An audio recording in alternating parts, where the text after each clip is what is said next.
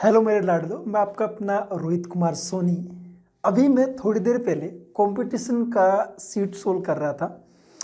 तो उसमें मेरे को जो प्रीवियस ईयर्स के क्वेश्चंस है आईआईटी जेईई के, उसमें एक ऐसा क्वेश्चंस मिला जो आपकी स्क्रीन पे है, जो मतलब एक एक बोलते हैं ना कि टफ टफ क्वेश्चंस देना, मतलब टफ नहीं, मतलब एक तरह से ये बोलते हैं कि हाँ यार, ऐसे ऐसे लॉजिक बच्चे के माइंड में डायरेक्टली कैसे आ सकते हैं।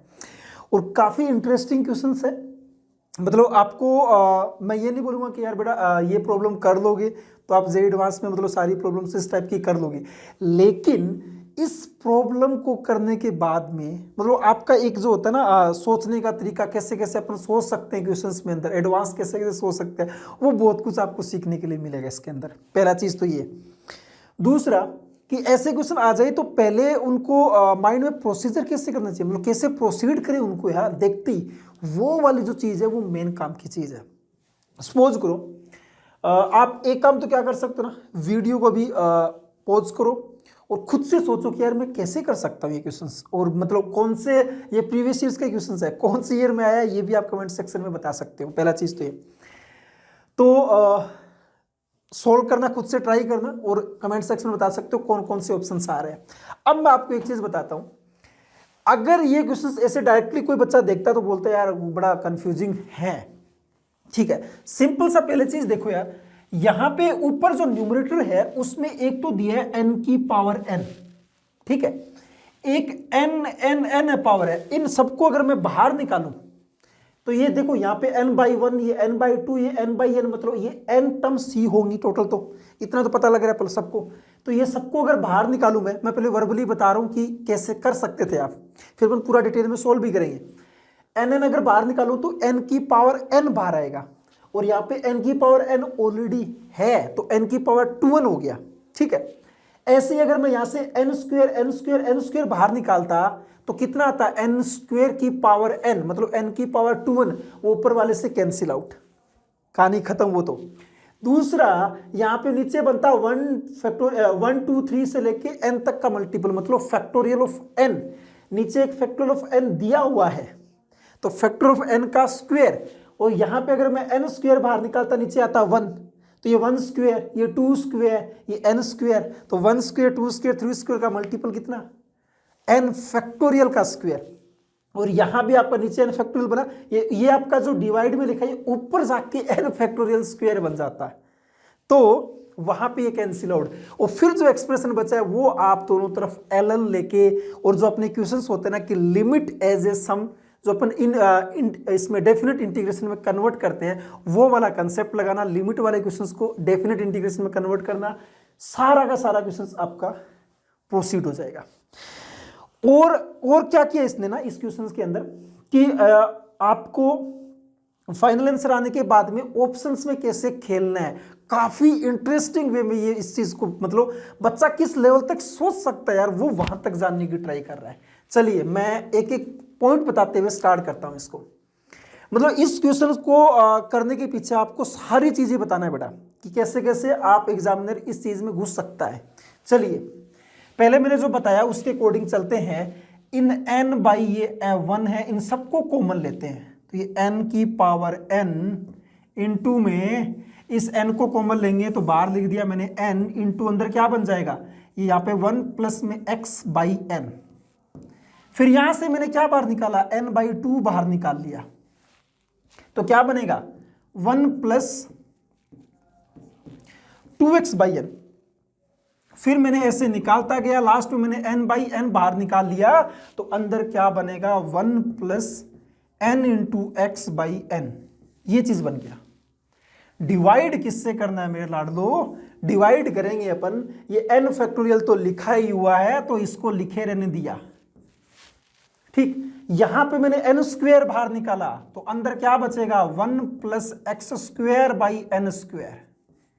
यहां से n²/4 बाहर निकालेंगे तो 1 प्लस 4 x²/n², ये बना।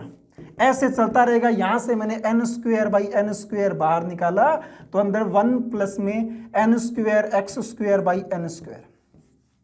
इसको काट पीट मत देना, सबको मालूम है यार ये कटपीट के बनेंगे, लेकिन अपन को देखना है कहाँ से जा रहा है टर्म, तो इस लास्ट वाले से पता लग जाएगा। और पूरे की पावर दिया हुआ है कितना जी, x/n, ठीक है। ये fx के इक्वल टू चल रहा है, बाहर लिमिट भी लिखा हुआ है n टेंस टू इन्फिनिटी, जिसको अपन लास्ट में अप्लाई करेंगे। चलिए ये n कितनी बार मल्टीपल, n बार मल्टीपल, तो n की पावर n आ गया, तो कितना बना, limit n tends to infinity, ये n की पावर n इंटू में ये n बाहर लेते तो वो भी n की पावर n बनता, ठीक है ना। और यहां पे क्या बन जाता, 1 प्लस x/n, 1 प्लस 2x/n, और सबका मल्टीपल लास्ट में 1 प्लस nx/n, ये आ गया। डिवाइड में सुनना ध्यान से, यहां पे बचा हुआ था 1, यहां पे 2, यहां पे डॉट 3 4 5 6 n फैक्टोरियल, वो क्या बनता आपका n फैक्टोरियल। नीचे एक ऑलरेडी n फैक्टोरियल दिया हुआ है, तो n फैक्टोरियल एक और आ गया। ये n स्क्वायर कितनी बार, n टाइम्स मल्टीपल, तो n की पावर 2n बन गया बेटा, है ना। और यहां पे क्या बचेगा फिर, 1 plus x² n², 1 plus 4x² dot dot dot 1 plus n² और देखो नीचे यहां पे होता 1 स्क्वायर, ये 2 स्क्वायर, ये 3 स्क्वायर, 4 स्क्वायर, n², तो ऊपर जाके सबका मल्टीपल लिख देते n फैक्टोरियल का स्क्वायर। ये से ये वाला चीज कैंसिल आउट, और इससे ये वाला कैंसिल आउट, और पूरे की पावर कितना है, x/n। मेरे को लगता है यहीं तक बस थोड़ा सा सोचना था मेन।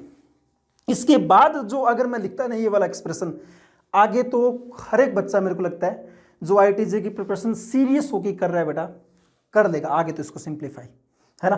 तो मेन स्टेप यहां तक था, आगे फिर देखो कैसे करेंगे।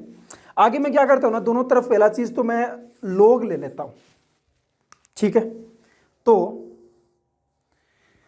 यहां पे लिखा ln fx limit n tends to infinity, ये x/n पावर नीचे आ जाएगा और बन जाएगा क्या, ln, और ये जो चीज लिखा है ना इसको मैं समेशन फॉर्म में कन्वर्ट करता हूं।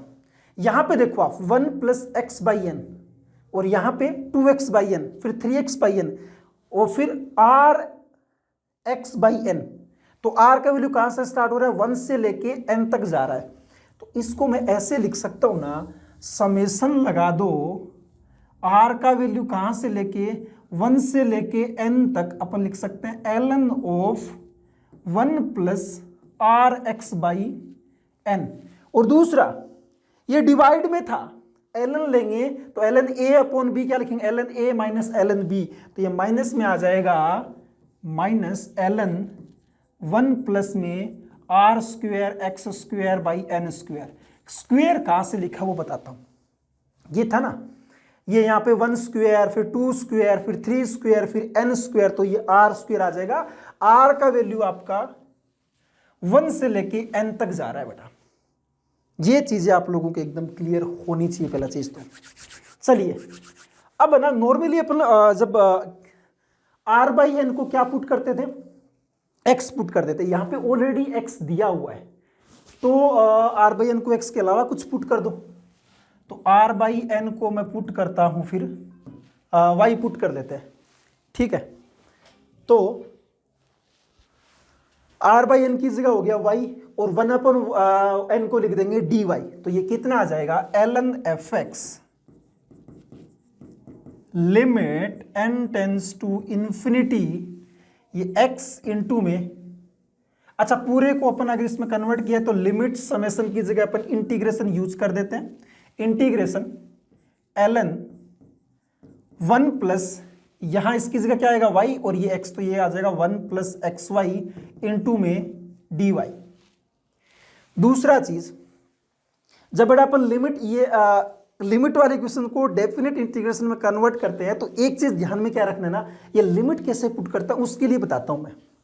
उसके लिए क्या होता है ना, ये फॉर्मूला याद रख लो आप, upper limit is equal to क्या लिखते हैं अपन, upper limit of integration is equal to upper limit of summation divided by n होता है और लिमिट जाता है आपका n टेंस टू इन्फिनिटी। तो अपर लिमिट ऑफ समेशन कितना था, n बाई n कितना आ जाएगा, 1 आ जाएगा। तो अपर लिमिट तो कितना हो गया, 1। ठीक है, और एक सेकंड फोन आ रहा है तो इसको मैं थोड़ा साइलेंट कर देता हूं। हाँ, तो ये वाला चीज हो गया। और लोअर लिमिट के लिए क्या करेंगे ना, लोअर लिमिट आपका जा रहा है, लोअर लिमिट ऑफ इंटीग्रेशन क्या होगा, limit n tends to infinity, lower limit of summation, summation का लोअर लिमिट कितना है, 1 है, बाई n। तो n अगर इन्फिनिटी जा रहा है तो ये वैल्यू किधर जाएगी, 0 को जाएगी। तो ये हो जाएगा 0 आपका, माइनस ln, ये आप इंटीग्रेशन लगा दो, इंटीग्रेशन, और यहां पे 1/y को dy बोला है तो ये x और बच गया। यहां पे x इंटू 0 से 1 ln of 1 plus x square y square d y. अब ये प्योरली इक्वेशन किसका आ गया बेटा, इंटीग्रेशन का बन गया। आराम से आप सिंप्लीफाई करो, कर सकते हो आगे। अब आप इक्वेशन में ज्यादा वो बात नहीं, आराम से सिंप्लीफाई कर सकते हो इसको। यहां पे क्या करता हूं ना, मैं एक्स वाई को टी पुट कर देता हूं। अब देखो बड़ा, इंटीग्रेशन में सबसे मेन डिपेंड करता है डी वाई क्या बोल रहा है, मतलब डी ऑफ करके क्या लिखा वो का वही आपका वेरिएबल होता है। डी वाई लिखा हुआ है तो वेरिएबल होगा वाई आपका।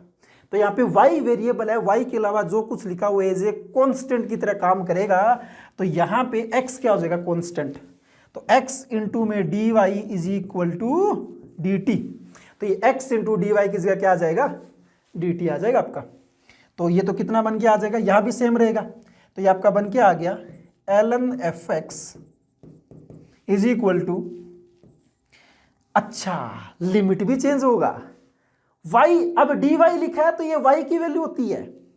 मैं बता रहा हूं ना, ये बहुत फैक्टर मैन करता है। dy लिखा है तो ये y की वैल्यू है और y आपका वेरिएबल है। तो y अगर 0 होगा तो t कितना होगा, 0। y अगर 1 होगा तो t कितना होगा, x।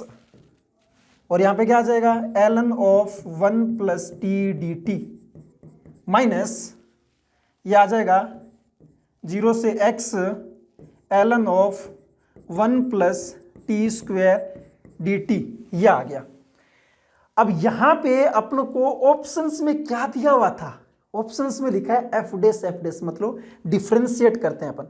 तो अगर मैंने दोनों तरफ डिफरेंशिएट किया है ना, क्या किया, डिफरेंशिएट बोथ साइड, तो क्या हो जाएगा, ln है, पहले ln का करेंगे तो 1/f(x), फिर इसका आ जाएगा f डेस x। इधर लगाएंगे लेबनीज रूल अपन, न्यूटन्स रूल अपन। तो यहां पे x पहले पुट करेंगे अपन, यहां पे वेरिएबल क्या है, t, जो वेरिएबल होता है उसी की जगह बस पुट करते हैं। तो ln ऑफ 1 प्लस x आ गया और इसका इंटीग्रेशन इनटू में, सॉरी इसका डिफरेंशिएशन इनटू में 1। आपको कोई भी लिमिट अगर कांस्टेंट दिखाई देना उसको पुट ही मत किया करो, क्योंकि फिर कांस्टेंट का डिफरेंशिएशन क्या आएगा, 0 बना देगा, तो वो छोड़ दिया करो। माइनस इसको अगर मैं पुट करूं तो ln of 1 plus x square, x का डिफरेंशिएशन 1, 0 पुट ही नहीं करेंगे। इसको अपन लिख सकते हैं ln of 1 plus x by 1 plus x square, ये बन के आ गया।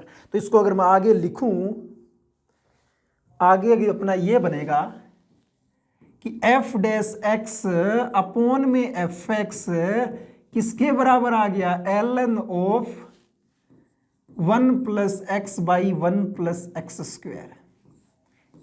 ये जो चीज है ना, बस ये अपना रामबाण है, इसी की हेल्प से सारे के सारे ऑप्शन को अपन ऐसे ऐसे सिंप्लीफाई कर लेंगे। चलिए एक एक करके देखते हैं क्या क्या दिया हुआ है। ऑप्शन आपके यहां पे है, ठीक है। तो पहले मैं सी और डी ऑप्शन पे चलता हूं, ठीक है, क्योंकि इनमें डायरेक्टली आप पता कर सकते हो। पहले ये वाला ऑप्शन डायरेक्टली दे सकते हो, इसमें एक आपका 3 पुट किया, एक 2 पुट किया। तो पहले मैंने 3 पुट किया, x इज इक्वल टू 3, तो ये आ जाएगा f dash 3 upon f of 3 is equal to क्या आ जाएगा, ln ऑफ 3 पुट करेंगे तो यहाँ पे बनेगा 4, यहाँ पे बनेगा 10, तो ये तो आ गया ln 0.4। अगर मैंने 2 पुट किया तो आ जाएगा f'2 अपॉन f ऑफ 2, तो यहाँ पे ln ऑफ 2 पुट करेंगे तो यहाँ पे आ गया 3 और ये 2 स्क्वायर ये 5, तो ये आ जाएगा ln 0.6। अच्छा, ln के अंदर एक तो 0.4 एक 0.6, मेरे को सर ln का ग्राफ मालूम है, ये ग्राफ होता है ln का ग्राफ। ये 0 और 1 के बीच में ln का वैल्यू आपका रहेगा नेगेटिव, ठीक है, लेकिन नेगेटिव में भी एक तो है 0.4, क्योंकि ग्राफ क्या हो रहा है, इंक्रीजिंग ग्राफ है, तो 0.6 वाला वैल्यू बड़ा होगा, तो f'2 अपॉन f ऑफ 2 का वैल्यू बड़ा आएगा। लेकिन ऑप्शन में क्या बोला हुआ है, ऑप्शन में तो लेस देन, यहाँ पे ग्रेटर देन दिया है, लेस देन होता तो सही होता, तो ये तो हो गया गलत। ठीक है, मैं यहीं पे हटा के, अपन बार बार वहां पे ना घूमे, यहीं पे बता सकते हैं सारी चीजें। तो ये ऑप्शन हो गया। नेक्स्ट अपन सी ऑप्शन पे आते हैं। सी ऑप्शन वाला क्या बोलता है वो देखो आप। f'2 पूछा है, अपने पास ये एक्सप्रेशन था f(x) upon f'(x) upon f(x) क्या है, ln of 1 plus x by 1 plus x square. ठीक है, f'2 पूछा कि नेगेटिव है। पहला चीज तो बेटा, ये जो f(x) है ना, आपको लिखा है कि x ग्रेटर देन 0 दिया हुआ था।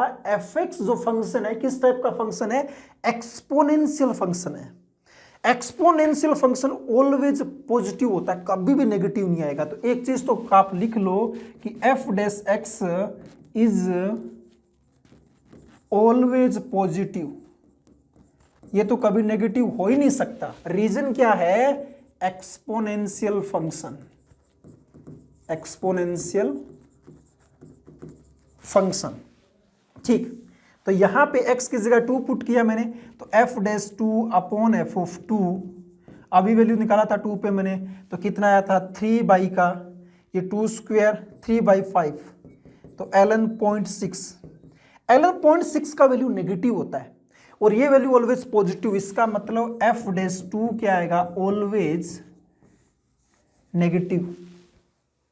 तो ये चीज आपका सी ऑप्शन क्या एकदम सही है।